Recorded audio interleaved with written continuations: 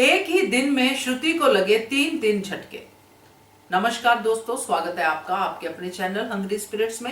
Hungry spirits देख रहे सारे दर्शकों का मैं अंजू शर्मा दिल से स्वागत करती हूँ। अब श्रुति की जान अटकी है अनुज में। अनुज मुझे मिल जाए, कैसे भी मिल जाए, आध्या को अनुपमा ले जाए शायद उसको चलेगा, मगर अनुज नहीं जाना चाहिए। और अब हालात ऐसे हैं कि श्रुति को एक के बाद एक ही दिन में झटके लग रहे हैं। 3 झटके। भाई बीमार है, सर्जरी हुआ है इतना बड़ा, गोली भी खाई है आध्या के लिए, जो कहती है श्रुति, जबकि सब जानते हैं कि कैसे गोली लगी, मगर उसने तो आध्या के लिए ही खाई है क्योंकि आध्या के लिए भागी थी, ये बात तो सच है। तो खैर जो भी है, तो श्रुति की जो मानसिकता है वो बहुत ज्यादा अब जो है इस तरफ जा रही है कि मेरे हाथों से सब कुछ जा रहा है। ऐसे हालातों में लोग और ज्यादा बीमार होते हैं। तो ये जो बीमारी की हालत में श्रुति को झटके लग रहे हैं, इनका क्या असर होगा और क्या है ये झटके? देखे तो सबने हैं, मगर नोटिस किए हैं क्या? चलिए बात करते हैं। पहले वही निवेदन, जिन्होंने अभी तक चैनल को सब्सक्राइब नहीं किया है कर लीजिए और साथ में बेल आइकन भी दबाइएगा ताकि आपको हमारे वीडियोस के नोटिफिकेशन मिलते रहें। अब श्रुति ने ये सोचा है कि ये मेरा घर है, मेरा अनुज और आद्या का। अनुपमा मेहमान है और वो अनुपमा को यहां से निकालना चाहती है जल्द से जल्द, मगर अनुपमा तब तक नहीं जाएगी जब तक आद्या को ठीक नहीं कर लेती, क्योंकि इसीलिए तो वो आई थी। ऐसा थोड़ी आज बुलाया कल टाटा बाय बाय कर दे क्योंकि आपको सूट नहीं करता। वो कोई एम्प्लॉय तो है नहीं आपकी, वो आद्या की मां है।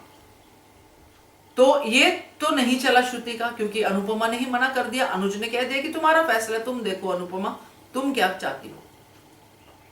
अब श्रुति को सबसे पहला झटका तो ये लगा कि आद्या ने हाथ छोड़ दिया, और छोड़ने के बाद उसने याद भी नहीं रखा, उधर से उधर निकल गई, बाकी नेल पॉलिश रहेगी बाकी की बाकी।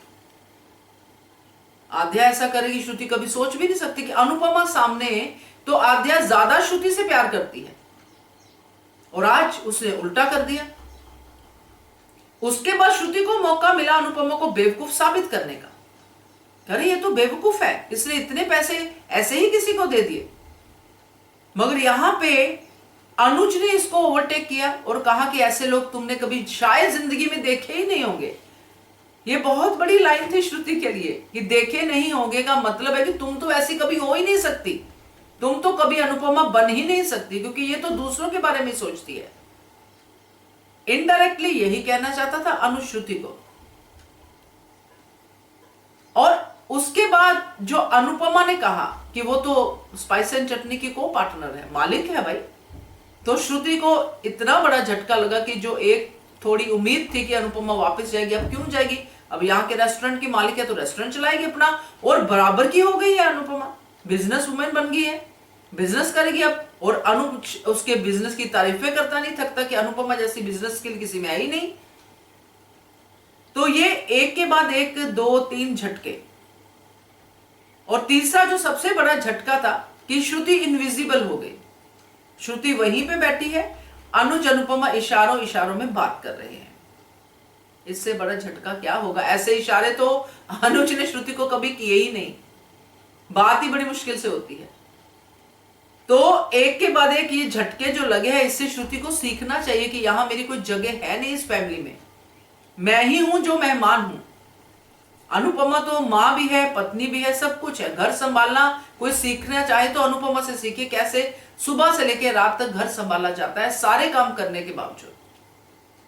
तो श्रुति तो ऐसा बिल्कुल उसको पता ही नहीं है इन चीजों का। तो ये सारी चीजें हैं जो आज झटके वाली है श्रुति के लिए। अब इन झटकों से क्या सीखती है क्या नहीं, वो तो आने वाला वक्त बताएगा। क्या कहते हो आप? कमेंट कीजिएगा। देखते रहिए channel Hungry Spirits. Thank you so much. Subscribe to our channel by clicking the subscribe button. Click the bell button and enjoy the latest uploads from our channel.